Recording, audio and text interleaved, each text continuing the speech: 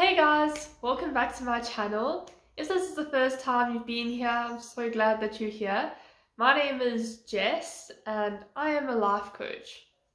So I've been making all these videos on topics within personal development, and currently this video that I'm filming is part of a series on my channel called Think and Grow Rich. So Think and Grow Rich is a book written by Napoleon Hill. I would pick up the book and show you, but my book is all the way inside and I'm a bit worried about the sun disappearing and then the lighting's not going to be very good. so here's Napoleon Hill. Use your imagination. Think and Grow Rich. So today we are doing chapter 12, which is principle 11, and that is the subconscious mind. And basically, if this is the first time you've been here and you haven't seen any of the other videos, this whole series is just about, it's on 14 different principles of success. So 14 different things that have brought about success. And the book is like Think and Grow Rich, so monetary, but this works in all aspects of your life. All of these different things can help you bring about whatever you want to bring about in your life. A good relationship, travel, money, peace of mind, anything that you desire. So today's video is on the subconscious mind. I love the subconscious mind so much. I started learning about it properly last year and I just found it so fascinating. It's so cool what's actually happening. So our brain is split up between the conscious mind and the subconscious mind. Maybe you've heard that before. And what's very interesting to note is that our conscious mind is basically the thing that we're aware of. And then the subconscious mind is the stuff that's in the background. So a good example is, if you're watching a movie, we would see the actors and usually we're like, oh yeah, like the actors are cool and they get all the recognition and everyone follows them on Instagram. But actually they're just a tiny little part of that whole movie. There's so much happening behind the scenes that we don't even see. The editing, the directors, the makeup people, the costume designers, and probably trillions and millions and zillions of other people that we don't even see. So that's kind of how I see it, is there's like this whole thing that's happening, and that's the subconscious mind. So our subconscious mind controls 97% of our behavior, and our conscious mind only controls like 3% of our behavior, which is so interesting because it's the thing that we're not even aware of that's making us take the action, and it's controlling our behavior. So your thoughts currently, that's not controlling your behavior. It's the stuff that you're not even aware of. So Think and Grow Rich in general speaks about the subconscious mind quite a lot. All the chapters are very similar. But what Napoleon Hill is basically saying in this chapter is that you need to be very aware of your thoughts, because every single thought that you've had, every single experience goes into your subconscious mind. So it's all sent into your subconscious mind and you aren't even aware of this stuff. So every little thought that you've had is going in there, and then that's determining your state and how you feel. So everything that's stored in your subconscious mind is going to determine how you feel, and then however you feel and your state of being is going to be how you end up showing up in the world.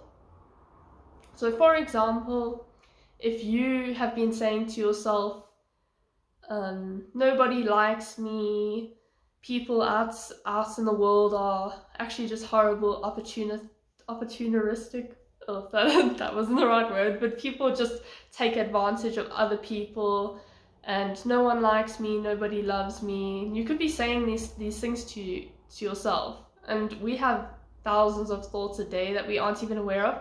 So you're saying all this stuff to yourself, oh, no one likes me, no one likes me, and this is all getting stored in your subconscious. And then because of that, you may feel in social situations you don't feel that comfortable because you've got this impression that nobody likes you and you're not good enough, you can't add anything to the world, people out there are just going to come and take advantage out of you. So you've got these thoughts, and it's creating your emotions, and then you're going out there and you're not necessarily being completely open and confident around people. Because all those thoughts about I'm not good enough, people don't like me, that's ended up creating how you feel. And then so if you don't think people that like you, obviously you're not going to be like, yay, look at me, yay, yay, yay, yay. And you're going to walk around and expect people to treat you badly, and that's what you're going to end up seeing. Whereas if you believe that the world is a kind place and people like you, then you're going to end up feeling more confident, you're going to feel good about yourself, you're going to like people. And then because that's how you feel and you like people, you're going to put yourself in situations where you can meet other people and you can really connect with them. So it all comes down to the thoughts that you're feeding yourself. And this links a lot with things like manifestation, or whatever you want to call it, bringing into being whatever you want to bring into being. Because, say example, you want to earn a lot of money. Say you want to earn, I don't know, let's just say like 100 Rand. I want to earn 100 Rand this week. But now imagine your thoughts currently and your experiences are telling you that you can't earn 100 Rand. So even though your conscious mind is like, I want to earn 100 Rand, I want to do this is what I want. Your subconscious mind could be thinking, I can't earn 100 Rand. Everyone around me is really poor. No one knows how to do this. Even if there are people, they've got certain advantages and I can't do it. So there's all these things and you might not even be aware of it, but it's like your belief system is basically upholding it. And then because you feel these things, your state of being is not going to be super confident. You're not going to be confident about money. And then because you're not confident about money, you're not going to make confident decisions with money, and you're not going to go out there and try to earn money because your subconscious believes that you can't actually do it. So that's why Napoleon Hill says that repetition is very important. So in order to change your subconscious, you need to reprogram your current beliefs, because your current beliefs are upholding the way you interact in the world. It's controlling your behavior, even if you aren't aware of it.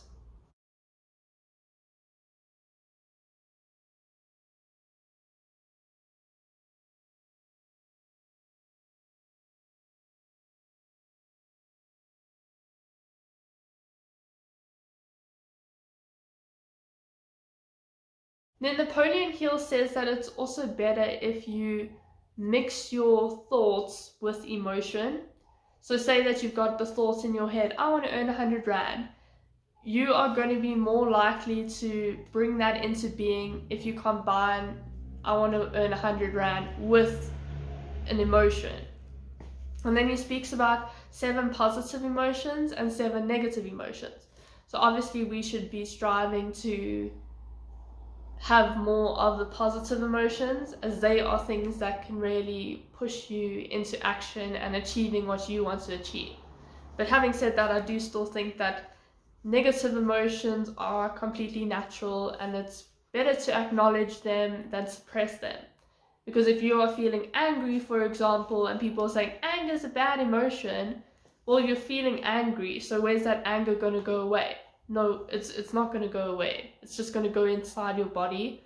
So if you are feeling angry, it's better to just acknowledge that anger.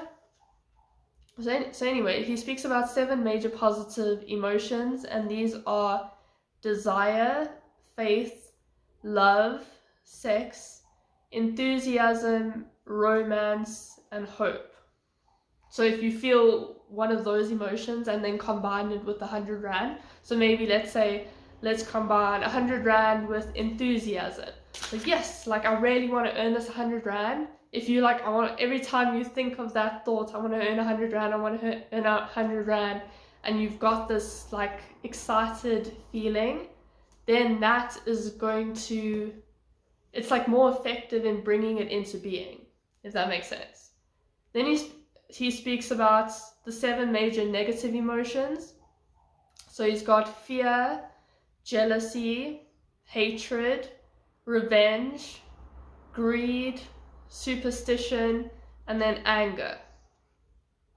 So example, say if you want to earn, again, 100 Rand, but now you feel you've got fear attached to that. So you're like, if I don't earn 100 Rand, what am I going to eat, what are people going to think about me, or I'm so scared to go out, and like, how do I take action, which completely normal, everybody has fear, but then it's going to be harder for that thing to actually be brought about. You're probably not going to earn 100 Rand because it's so attached to fear.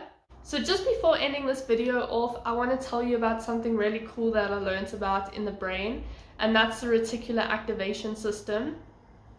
And this to me really explains why people have such different ideas of what reality is. Like sometimes, I thought that there's just one reality and people are just wrong. But the thing is that every single person in the world has a completely different reality, and that's because of this thing in the brain called RAS. So just to explain what this is, imagine you walk into a room. Say that you walk into a party, and then you see there's people chatting, there's music playing, there's stuff on the walls, the room is a certain way, you can smell stuff from the kitchen. All your senses are taking in this information, and it's a lot of information. So according to this, I got this from the Retief Coaching Institute, our brain is fed approximately 400 billion bits per second through our 5 senses, which is so crazy. You walk into a room and there's just that much information running around. And now the thing is that our conscious mind doesn't have enough storage space to process all of that. That's just too much information. Our conscious mind can only process about 2,000 bits per second. So now the problem is that we're walking in somewhere and there's 400 billion bits of information per second. Like, that's how much your conditioned mind is processing. But the thing is our conscious mind can only handle 2,000. So what ends up happening is that there's this thing in the brain called, as I said, the reticular activation system. And this fundamentally acts as a filter system. So a filter system, I don't know if you've ever seen on Excel, if you say filter, and then, or even like on YouTube or anything, where you say filter, you're basically choosing the exact information that you're looking for.